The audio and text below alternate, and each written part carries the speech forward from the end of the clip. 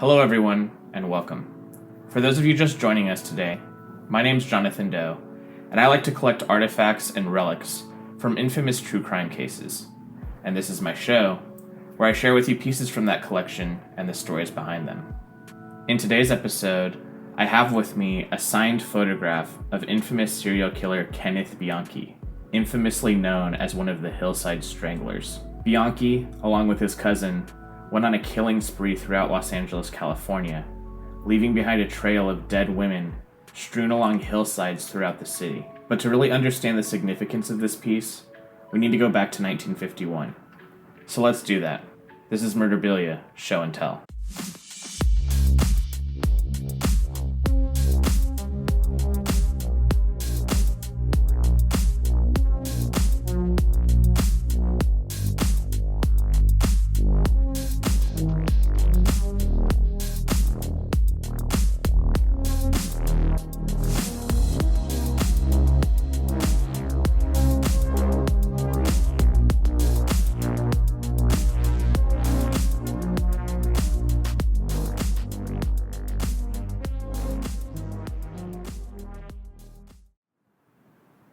Kenneth Bianchi was born on May 22, 1951, in Rochester, New York.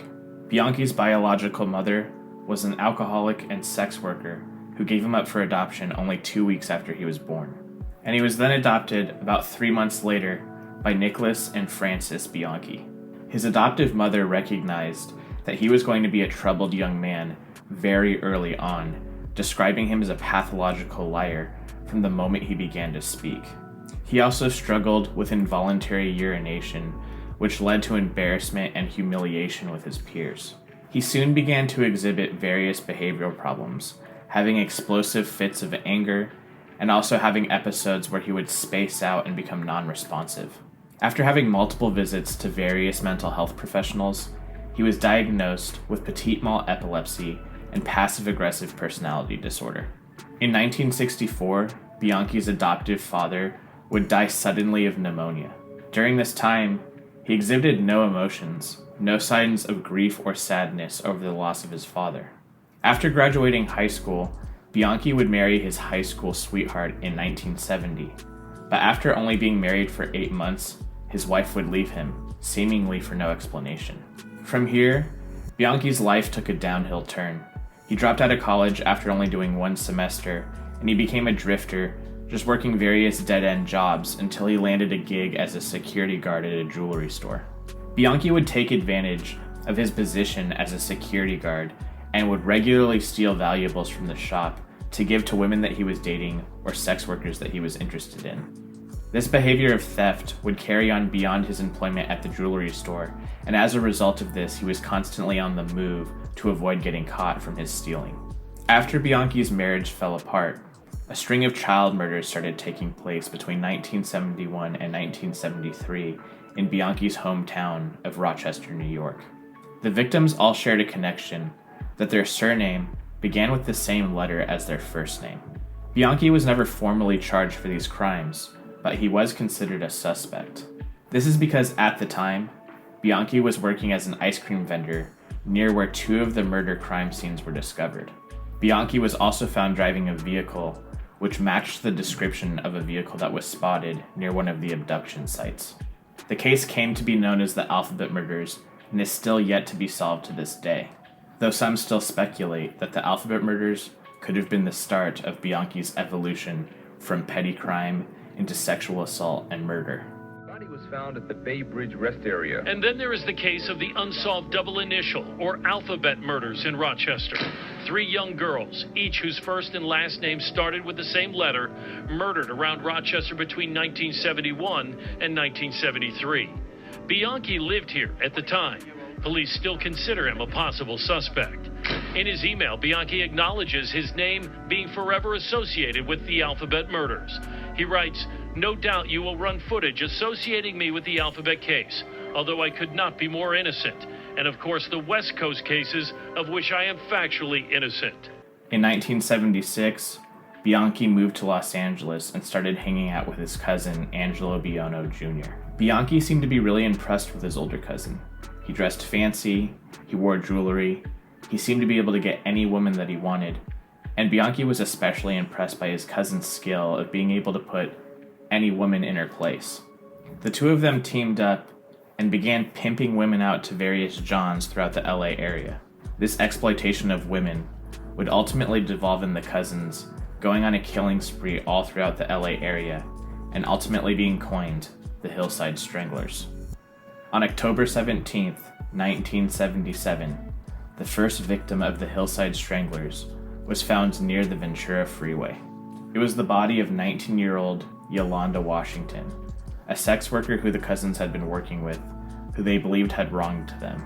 Between October 31st of 1977 and February 16th of 1978, the cousins had abducted, raped, and murdered 9 additional women. The cousins would do this by dressing up and impersonating police officers. They would then find women and tell them that they needed to be taken down to the station. But instead, they would take them to Buono's auto upholstery shop, where they would rape, torture, and ultimately murder their victims.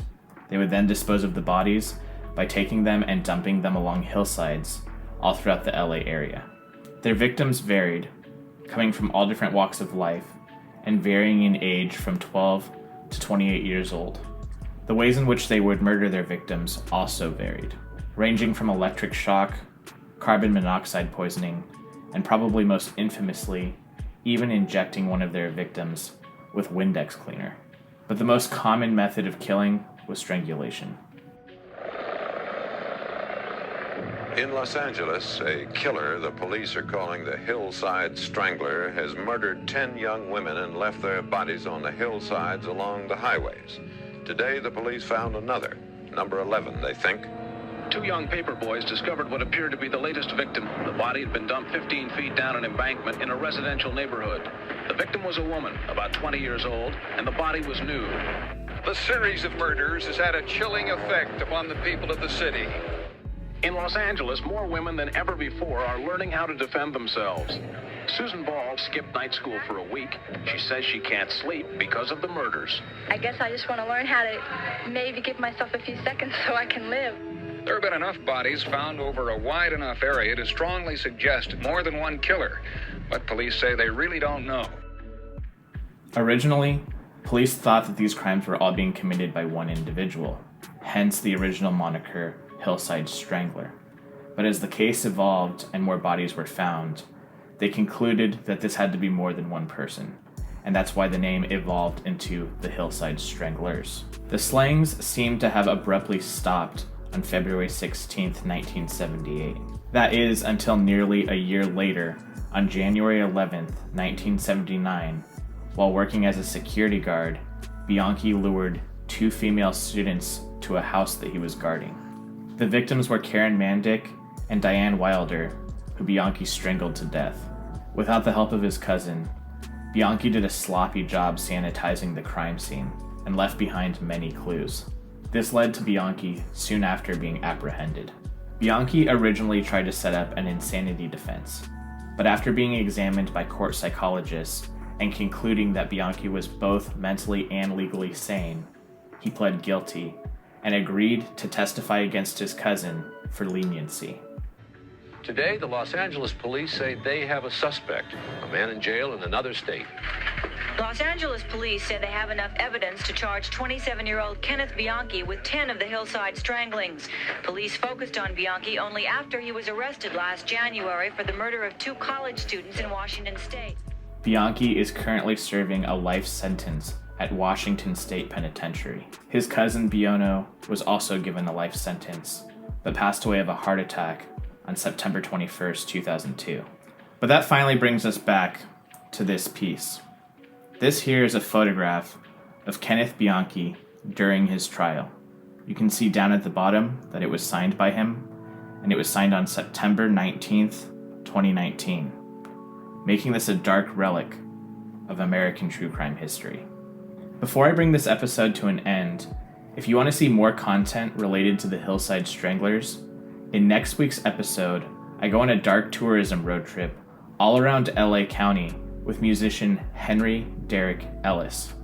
He's the vocalist for the heavy metal supergroup Act of Defiance, guitarist for the doom metal band Calm, as well as a solo artist making Southern Gothic Americana barn rock.